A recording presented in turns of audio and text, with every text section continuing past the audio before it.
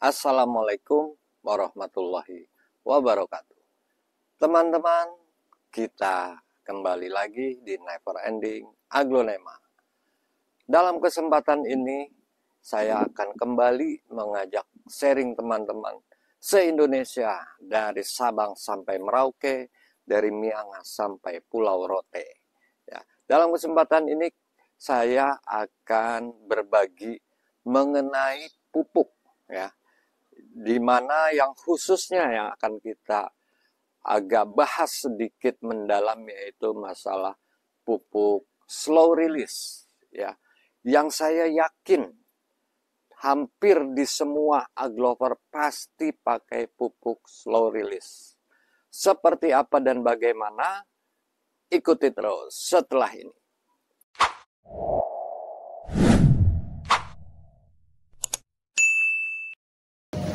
Sebagaimana kita ketahui bersama bahwa pupuk merupakan unsur penting dalam pertumbuhan setiap tanaman. Tidak terkecuali dengan aglonema. Pupuk identik atau sama dengan makanan bagi aglonema. Kita bicara pertumbuhan aglonema, berarti kita juga bicara bagaimana si aglonema tersebut mendapatkan makanan atau nutrisi yang cukup dari apa yang ada di dalam kandungan media tanam. Kita bicara pupuk atau dalam hal ini dalam tanda kutip makanan, ada pupuk-pupuk yang terbagi dua, yaitu yang slow release dan yang fast release.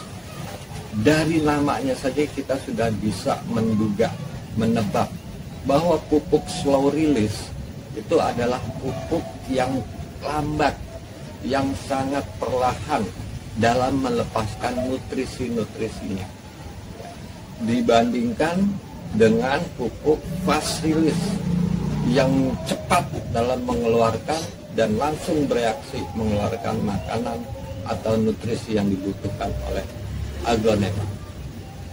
Dalam kesempatan ini slow release yang akan kita bahas sama-sama, ya. Jadi ini akan menjadi timbul pertanyaan, ya, karena dari istilahnya saja yang slow release, ya, atau perlahan, lambat dalam mengeluarkan atau melepaskan, ya. Yang menjadi pertanyaan adalah cukup nggak? Memungkinkan enggak, memenuhi tidak, mencukupi tidak pupuk slow release ini. Sering kita dapati di petunjuk-petunjuk kemasan pupuk slow release itu sekali pupuk bisa sampai 4-6 bulan, ada yang 3-5 bulan, ya, bahkan ada yang berani menyatakan sekali pupuk bisa sampai 8 bulan dan lain-lain. Ketika kita menemui pohon, tanaman, aglonema yang kita duga, yang kita prediksi kekurangan nutrisi, kekurangan makanan, kemudian kita berikan pupuk slow release, menurut teman-teman bagaimana? Ya. Jadi kita akan lihat kebutuhannya seperti apa, ya, kondisinya seperti apa, ya, penanganannya juga seperti apa, ya. Jadi maksud saya tidak bermaksud membandingkan antara pupuk slow release dan pupuk fast release, ya. Tentunya dua-duanya punya kegunaan, ya. Pupuk slow release keunggulannya adalah dia selalu menyediakan nutrisi setiap hari. Walaupun terkadang kita lalai, kita lupa memberikan pupuk tambahan, ya.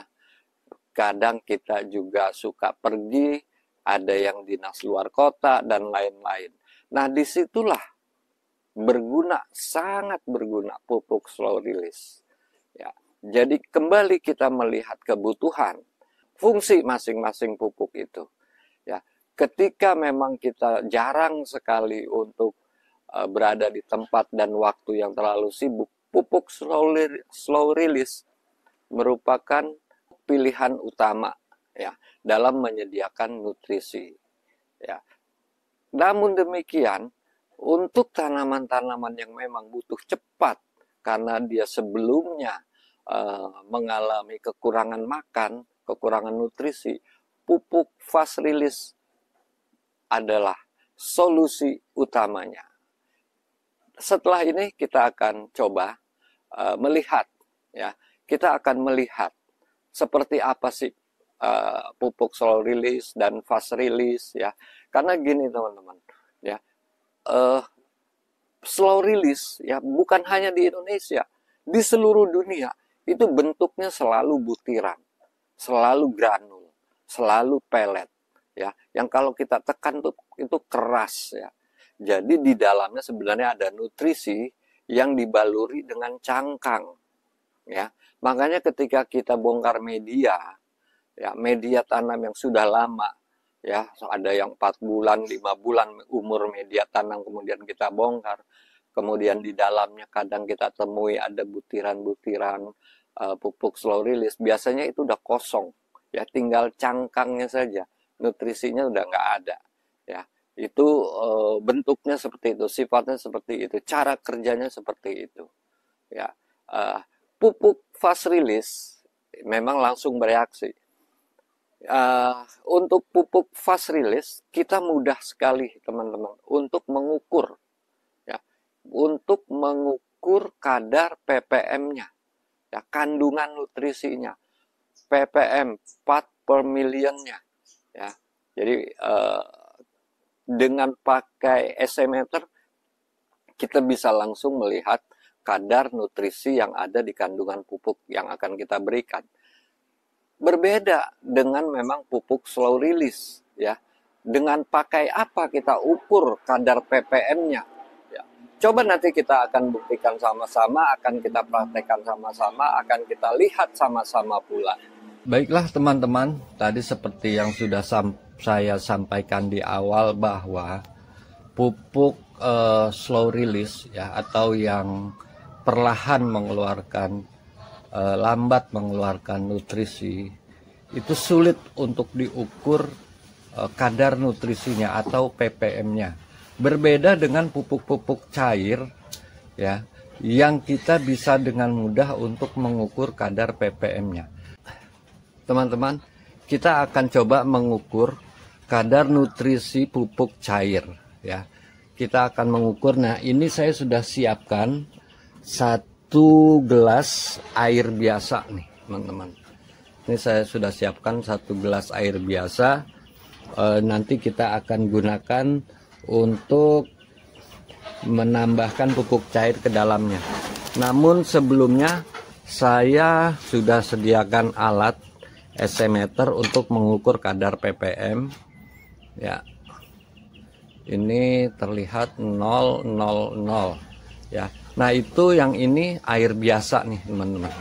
Coba kita akan ukur dulu ya. Jadi air biasa itu nggak polos-polos amat teman-teman ya, dia juga punya kadar ppm-nya. Sebentar. Nah ini udah. Nah tadi 000, sekarang 112 ya, 112 ya. Untuk kadar ppm aglonema yang baik untuk perawatan sehari-hari itu yaitu sekitar 500 ppm. Jadi artinya kalau kita hanya sekedar menyiram dengan air saja, ini jauh dari kecukupan makan si aglonema tadi ya. Makannya sedikit banget, sangat sedikit ya. Bisa diartikan pertumbuhannya juga akan sangat lambat si aglonemanya ya. Oleh karena itu diperlukan nutrisi atau pupuk tambahan dari luar. Baik teman-teman, kita akan coba tambahkan air bening itu dengan pupuk cair. Ini akan kita tambahkan pupuk cairnya, udah saya larutkan pupuk cair sekitar 1 mili ya. Kita aduk pupuk cairnya, kemudian kita ukur dengan ppm ya. Ini kembali ke 0 ya. Akan kita ukur air ini dengan setelah ditambahkan pupuk cair 1 mili ya. Sebentar kita tahan. Cak ya. Nah, ini udah tuh 523 ppm. Nah, ini udah oke, udah sangat baik ya untuk dipakai, kemudian disiramkan ke media tanam di 500-an ppm. Ya, jadi mudah nih teman-teman untuk mengukur kadar atau nutrisi ya, kadar nutrisi jika menggunakan pupuk cair. Masalahnya adalah ketika kita menggunakan slow release ya, itu sulit kita mengukurnya. Makanya tadi di awal, apakah cukup ya, hanya dengan mengandalkan pupuk slow release ya, hanya mengandalkan pupuk yang hanya melepaskan secara perlahan. Tapi kita akan buktikan dulu, kita akan pakai cara ya untuk dapat bagaimana mengukur. Pertama saya akan ambil pupuk slow release-nya. Ini yang biasa saya pakai nih, yang SK Code Precise ya. Ini yang biasa saya pakai sehari-hari untuk pupuk slow release ya, yang berupa granul atau butiran nih teman-teman ya. Saya pakai 2 ya. Saya pakai 2 pupuk slow release ya. Yang saya pakai dicampur ya. Yang satunya saya pakai ini ya. Teman-teman biasa pakai Dekastar juga oke. Ini bentuknya granul juga atau butiran juga nih teman-teman, seperti Dekastar, Osmocot dan lain-lain sama ya, seperti itu. Nah, ini pupuk slow release yang pelepasan nutrisinya lambat ya. Kita akan ukur nanti. Saya akan simulasikan seperti ini nih teman-teman. Ini ada pot, ada aglonema, 1 pot ya. Ini sebentar nih saya geser dulu ya. Ini akan saya taruh di sini. Ada 1 pot pohon aglonema yang akan kita taburkan pupuk slow release ya. Nah, ini saya ada pakai sendok ukur. Saya pakai yang 2,5 gram nih teman-teman. Kelihatan nggak nih? 2,5 gram nih pakai yang ini ya. Ukurannya seperti itu. Nggak tahu nih ukuran beratnya, berat besi atau berat kapas kan beda ya. Tapi ya kita pakai perkiraan itu aja. 2,5 gram akan kita pakaikan pupuk ini ya, di 2,5 gram. Lebih kurang seginilah ya, segini, seukuran ini 2,5 gram nih. Nah, ini hanya simulasi ya teman-teman, ini hanya simulasi. Ini akan saya taburkan di atas atau di dalam media lah ya, sama aja ya. Ada yang menaburkannya di atas, di tengah-tengah media juga boleh, karena kalau di atas ini dikhawatirkan pada saat disiram air pupuk Dekastarnya pada mental-mental. Tapi kalau dia adanya di dalam media sini ya, dia terlindungi, nggak hilang pada saat disiram, nggak mental-mental seperti itu. Nah, ini hanya simulasi ya teman-teman ya, ini hanya simulasi saja ya, untuk mengukur kandungan ppm-nya. Terus bagaimana cara kita untuk mengukur kadar ppm ya? Kan sulit ini kalau begini, gimana ngukurnya ini ya. Nah, kita simulasiin. Nah, saya dibantu dengan alat ini ya, dengan saringan nih ya. Namun sebelumnya saya akan hilangkan dulu si air ini, kan meletakkan si slow release ini di atas saringan nih teman-teman, dengan ukuran yang sama, yaitu di 2,5 gram ya, di 2,5 gram ya. Ini akan saya taruh di sini ya. Ini kan simulasi kan sama dengan yang ada di pot itu tuh, dengan ada yang di pot ini kan begitu. Pada saat kita siram yang di pot itu ya, karena slow release itu dia akan bereaksi pada saat disiram. Kalau nggak disiram ya enggak gitu loh. Dan daya sebarnya itu nggak nyampe 1 senti diameternya. Maksudnya gini. Ini misalnya nih saya taruh dulu. Ini ada 1 butir pupuk slow release ya. Ini daya ketika dia disiram itu daya sebarnya nggak jauh teman-teman ya. Ya di sekeliling dia doang. Jadi kalau dia nggak bersentuhan dengan akar sulit dapat gitu. Jadi daya sebarnya pada saat disiram itu nggak jauh-jauh, sangat sedikit, paling setengah senti diameternya seperti itu ya.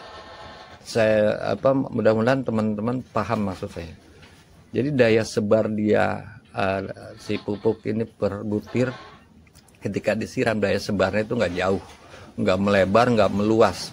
Kenapa? Pertama karena dia memang keras, kedua memang pelepasannya lambat gitu ya. Jadi ini simulasi, ini kan sama nih, posisinya di atas, itu di atas. Atau mau di tengah pun nggak apa-apa. Ini misalnya media di atasnya, itu pun di tengah-tengah media. Ini akan kita siram ya, akan kita siram nih teman-teman, akan kita siram. Kan seperti itu, sama aja pada saat kita menyiram ya, pada saat kita menyiram tanaman ya. Jadi diharapkan dengan disiram itu sini kan bereaksi ya, mengeluarkan nutrisi pada saat kita siram. Nah, sama pada saat kita menyiram pohon ini pun begitu ya, dengan harapan nutrisinya turun gitu loh ya. Mau di tengah, mau di atas kan begitu, sama. Nah, ini udah kita siram nih ya. Coba kita lihat, kita tes lagi. Ini 0, kembali 0 ya. Tadi pertama ya 103. Ini akan kita celupkan lagi setelah kita siram dengan dekasta slow release ya. Sabar. Tak. Nah, 294. Berarti ada penambahan.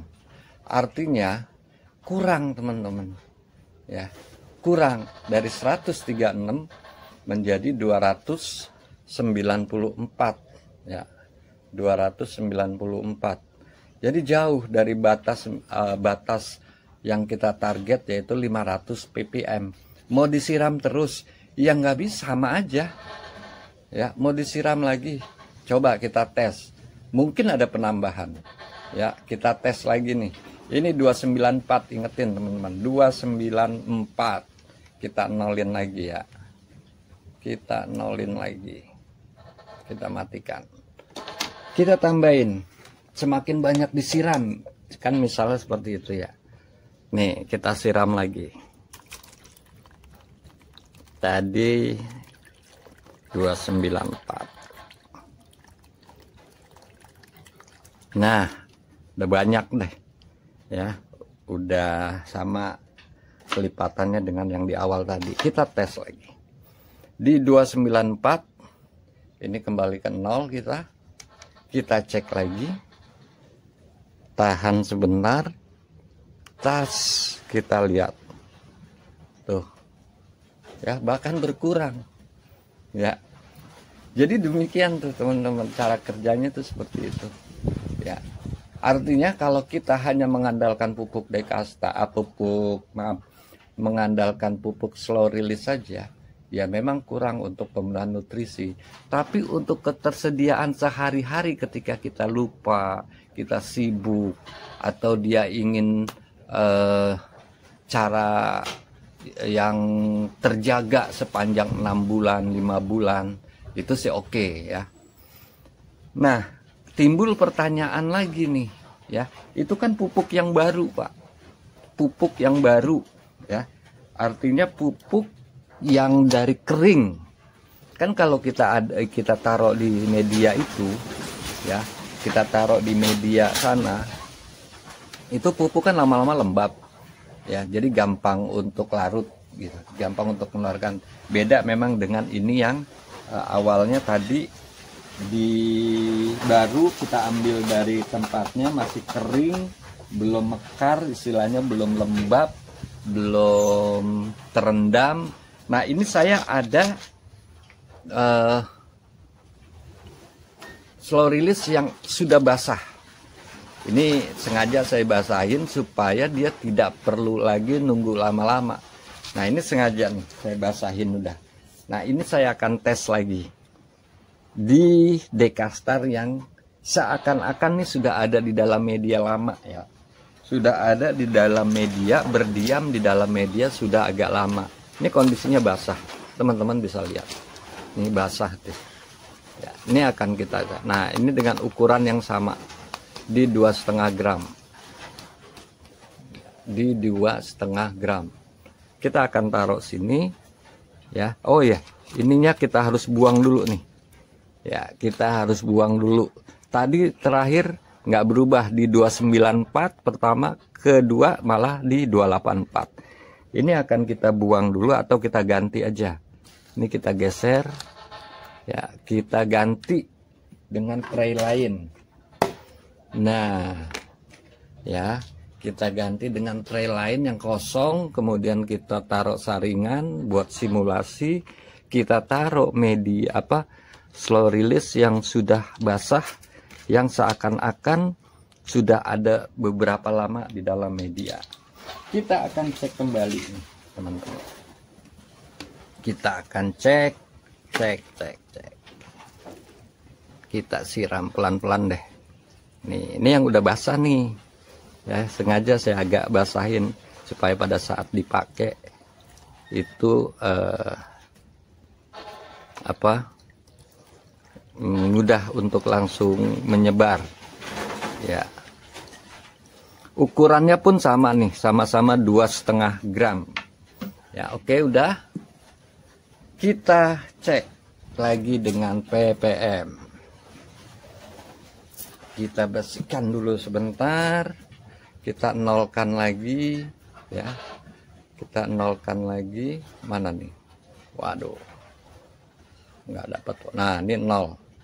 Oke, kita taruh di sini, diamkan sebentar. Oh ya, tadi belum diaduk, nggak apa-apa sih. Kita tahan, ada berapa? 338 ya. Jika memang itu pupuknya berada di dalam media tanam ya, sudah beberapa lama ada di media tanam, di pot 12 dengan ukuran 2,5 gram di 336 ppm ya, mendekati, berarti oke. Jadi kembali ya, tadi seperti yang saya bilang di awal ya, 500 adalah batas yang paling ideal untuk ppm, yang jika kita semprotkan ke tanaman itu paling tidak seminggu sampai 10 hari ya, dia harus kena nutrisi 500 ppm. Jadi ketika dia ada hanya di 300 berarti masih kurang ya. Oleh karena itu slow release tetap perlu pupuk tambahan, pupuk cair tambahan ya. Jadi ini sudah terbukti, slow release juga oke, pupuk tambahan juga untuk melengkapi sangat baik. Jadi kedua-duanya mau dipakai teman-teman, silahkan. Ini yang tadi terakhir yang sudah 336 ppm di 2,5 gram dalam kondisi simulasi slow release ya sudah ada di dalam media beberapa lama dibandingkan dengan ini fast release yang 1 mili. Kita cek terakhir ya, kembali kita cek lagi di 0,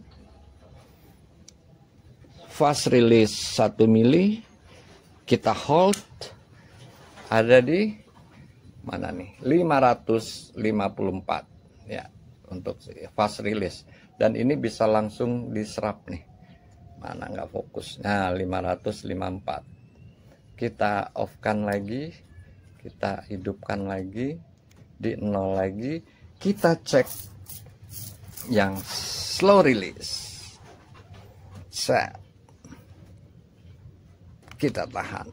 Nah di 360 tadi 330-an ya, mungkin saya nggak bersih tadi bersihinnya, jadi masih ada sisa-sisa dari fast release ya. Demikian teman-teman ya, pembuktian kita bahwa penggunaan pupuk slow release itu tetap diperlukan dengan pupuk fast release ya. Untuk kesinambungan menjaga nutrisi, pupuk slow release sangat oke. Untuk pemenuhan kebutuhan sampai ideal, jangan lupa tambahkan pupuk fast release. Dari saya cukup sekian. Jika dirasa bermanfaat, silahkan like, terima kasih teman-teman komen, menonton video subscribe, dan Jangan share. lupa klik tombol subscribe. Dan jika kalian suka video ini, angkat jempol kalian. And see you.